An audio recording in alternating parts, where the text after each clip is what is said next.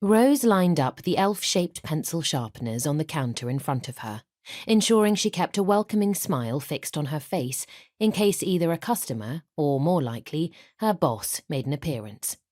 She was definitely getting better at blocking out Noddy Holder screaming, "It's Christmas!" on repeat, she mused.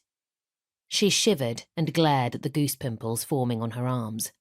If Malcolm expected a grown woman to dress up for work in thin polyester as Disney's Queen Elsa, he really should be prepared to turn the heating up significantly. At least the long blonde wig kept her head warm. It was a particularly quiet afternoon in the pop-up Christmas shop despite it being a Saturday and the 1st of December.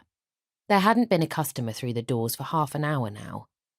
It didn't help that the shop wasn't exactly positioned on the most salubrious part of the high street, but rather where rent was cheap, down an alley in between a vaping shop and a tattoo parlour. The shop was crammed full of what could only but fairly be termed as Christmas tat. Goodness only knew where Malcolm managed to source all his stock.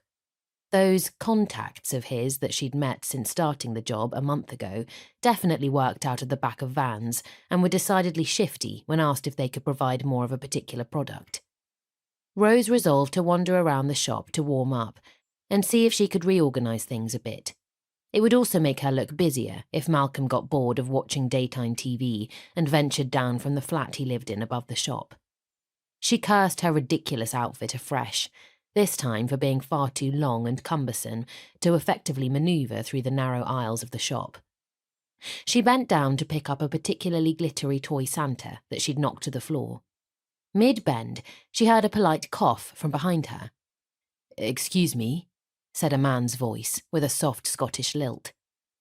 Rose jumped, knocking her head on the underside of a shelf. "Ouch," she muttered, standing and rubbing her head through her wig. She turned and found herself faced with a broad-suited chest. She glanced upwards. The man who stood before her was the very definition of tall, dark and handsome, with slightly messy chestnut hair and a jawline so chiselled he'd give Henry Cavill a run for his money. "You appear to have lost your crown," he said dryly, picking up and then handing her the silver plastic accessory which usually adorned her head during work hours.